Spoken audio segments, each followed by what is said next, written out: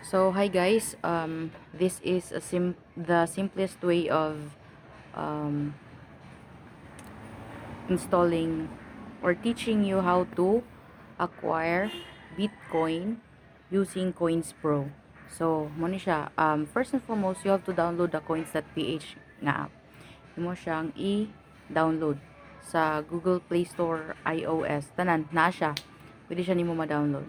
So second, after nimo ma-download ang app, kinahanglan gid nimo nga more siya Facebook actually. Kinahanglan ka mag signed up.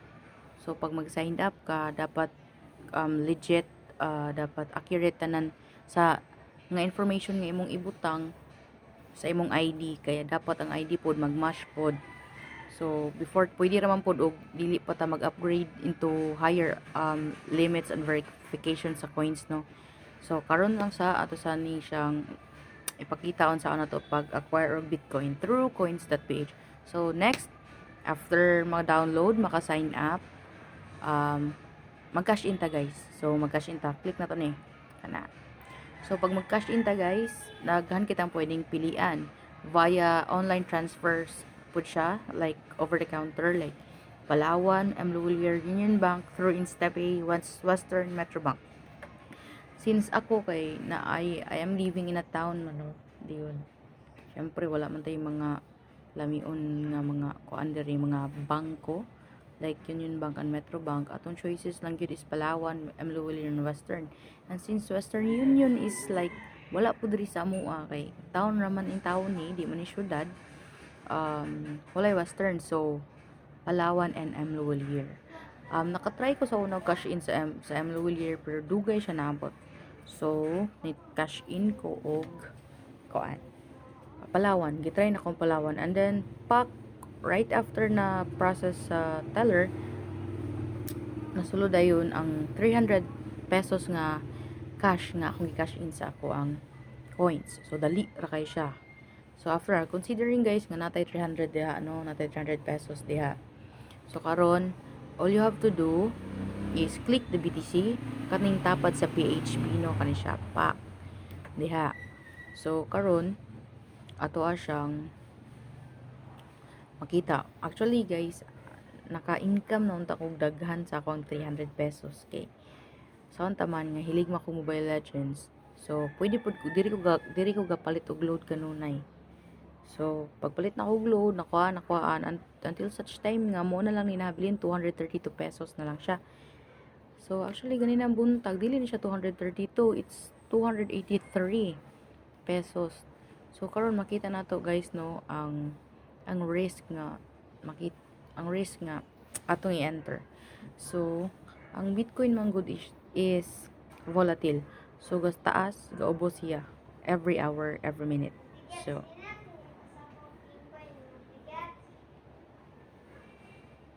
let's go back guys. So mo to siya, no. So makita nimo, all you have to do is cash in kag 300 pesos, like marag pinaka less nga mag-cash in manggod ka is 200 man siguro. I'm not really sure ha, pero akong gi-cash in kay 300 pesos manggod.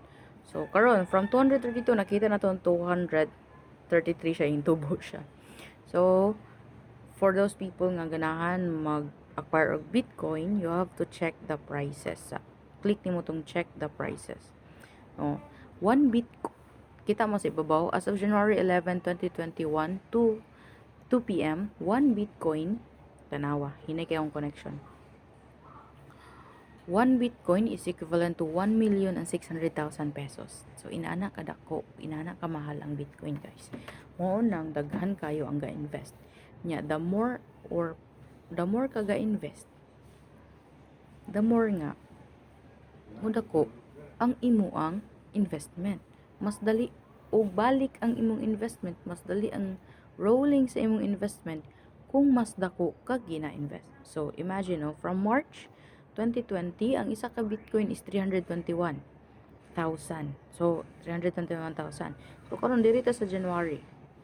As of December 31 lang ha, nahimo na siyang 1,374,000. See, imagine kung dako kayo ka og gi-invest, imagine ang return of investment nimo just like siguro sa 1 week sa imong 10,000 siguro makita siguro kag 15 to 20,000 just 1 week. Like 100% or 95% sa imong gina-invest mo ay ROI nimo. Kanindot, di ba?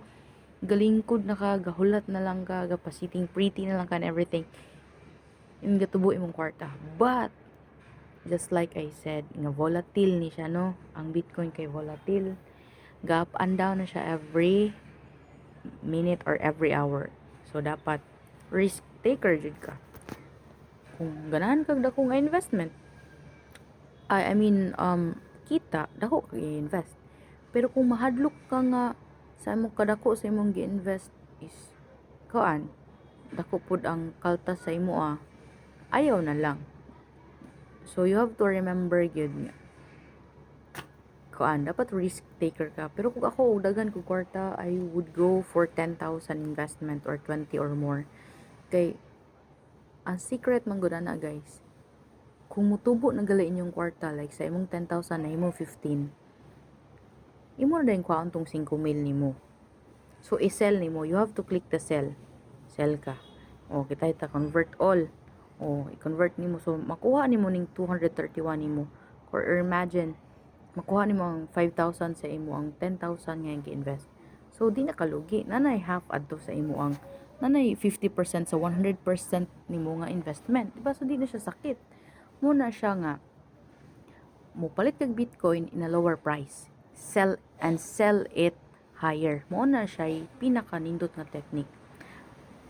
Bumili ka ng mura, tsaka ibenta mo ng mas malaki. Mo na nga ang kwarta guys, dali ra kaayo ang tubo niya. Kay mo na siya technique sa mga cryptocurrencies karon. You have to buy it in a lower price and sell it 3 times, 4 times higher. So, di ba? 4 times higher, 3 times higher sa imong 10,000. So, na kay 30 to 40,000. So, mas dali siya. So, inanara. First, you have to download the app. Second, you have to register. Third, cash in. And then, last, you have to buy the Bitcoin Cash. So, nara po na ninyo kung Bitcoin inyong ganahan. Naman tayo po ini pampilian diri god. Kung ganahan mo Bitcoin ka. Pero ganahan kag Bitcoin Cash, napo ko'y Bitcoin Cash tray from, actually kanang Bitcoin Cash na ako guys is from, kung ano siya, 20 pesos. Nahimo na siya 50 the other day, pero karon niubos kay siya, no? So karon lami kay ipalit og Bitcoin karon, Bitcoin Cash and XRP kay barato kayo sila. Barato kayo, lami kayo karon ipalit. So pag mutaas na po dayon ang inyo ang Bitcoin Cash or Bitcoin, you have to sell it na dayon.